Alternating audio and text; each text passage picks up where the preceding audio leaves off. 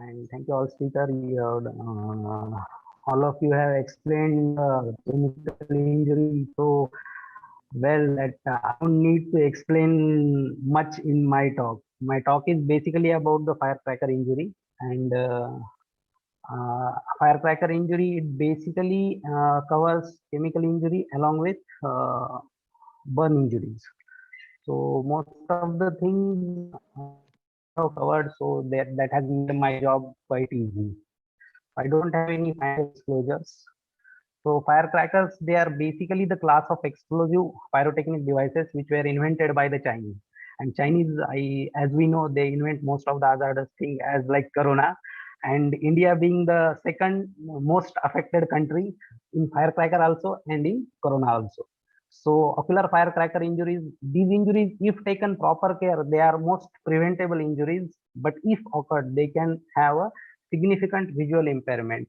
Mostly it affects the male ranging from the age 6 to 20 years, and along with the children and young adults, the innocent bystanders, they also get affected. The incidence of all the firecracker injuries is around 20% of all the ocular traumas. In India, the firecracker injuries are more common during the festival of Deepavali, where traditionally the firecrackers, they form an essential part of our celebration. So firecracker injuries are ocular emergencies and they require immediate and intensive evaluation and treatment.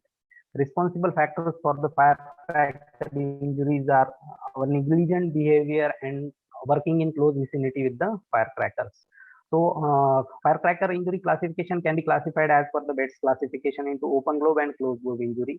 Closed globe injury, it includes contusion and lamellar lacerations, whereas the open globe injury, it includes laceration and rupture. The laceration can again be divided into penetrating injuries, intraocular foreign bodies, and perforating injuries. The presentation of firecracker injury is often varied. It can be from simple lid laceration, corneal abrasion to the globe rupture or intraocular foreign bodies. In lids and adnexa, we may get lid skin burns, abrasions, embedded foreign bodies, laceration, periocular hematomas, and orbital fractures. In conjunctiva, we may get epithelial defects, limbal ischemia, laceration, multiple conjunctival foreign bodies. In cornea, we may get a corneal epithelial defect, corneal haze, multiple intrastromal embedded corneal foreign bodies, corneal perforations, limbal ischemia, and corneoscleral tear with uveal tissue prolapse. In anterior chamber injuries, we may get hyphema, traumatic cataract, and iridodialysis. For posterior chamber injuries, we may get a Berlin edema, vitreous hemorrhage, retinal hemorrhages, retinal detachment, traumatic macular hole, and choroidal rupture. So now coming to the management part of these firecracker injuries. A firecracker injury, when the patient comes to you, you should always look for the systemic condition of the patient also. If associated with ocular trauma, he has any other systemic injuries which is making his systemic condition unstable, the patient should first be referred to the physician and surgeon whenever required, get the systemic condition stabilized, and then only manage for the ocular condition. So ocular condition management, there are two parts, medical and surgical management. And the goal of the treatment is basically to remove the offending agent, to control the acute inflammatory reaction, to have good visual and anatomical outcome, and to prevent the complication.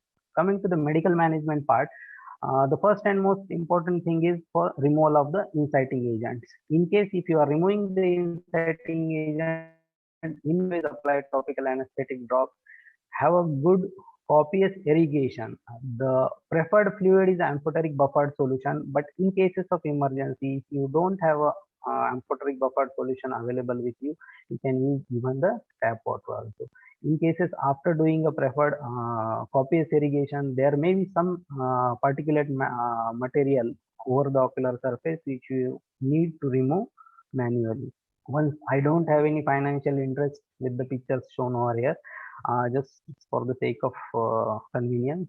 To promote the ocular surface healing, we should always use artificial tears as per the condition of the ocular surface. The frequency should be monitored.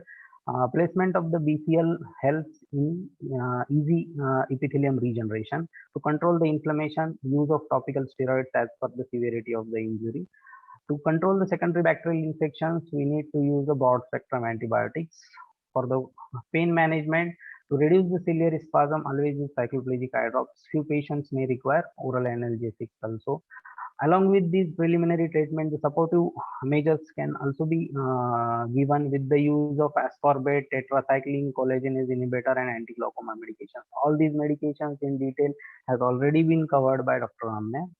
So now coming to the surgical management, which has already been covered by BSN sir in very detail. So I will be just mentioning about the names of the procedure. In cornea, if you have an inciting agent in the stroma, then we need to remove it under general anesthesia. Amniotic membrane grafting in cases where there is a large and non-healing epithelial defect.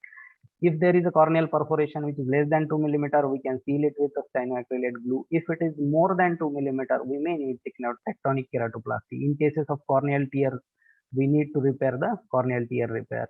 We need to do the corneal tear repair, and in cases for in future for ocular surface reconstruction, we need limbal stem cell transplantations.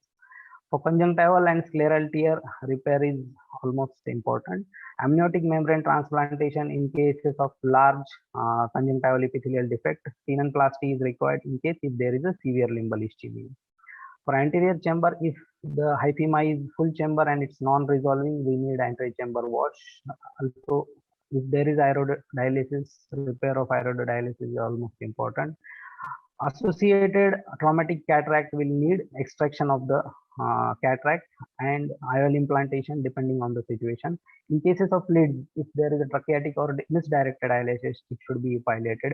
Lid laceration should be addressed properly in the same setting.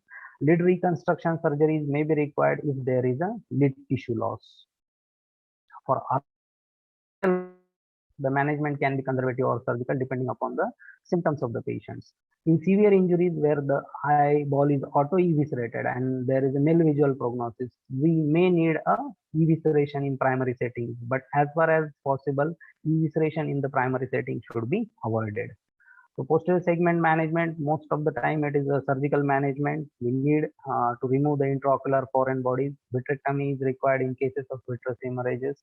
If there is associated retinal detachment, traumatic macular holes, we may need to address these problems with the surgery. So appropriate triage management and coordinated treatment by ophthalmologist is critical in cases of these patients in order to ensure the best possible patient outcome. So prevention is always better than cure. To have a smiling faces and sparkling eyes. So always we should have a strict check on the quality of firecrackers. We should always promote the safe use of firecrackers via school and media, and there should strict enforcement of the existing legislation, health education, public awareness, which is required to prevent the ocular hazards of happening due to firecrackers. Thank you.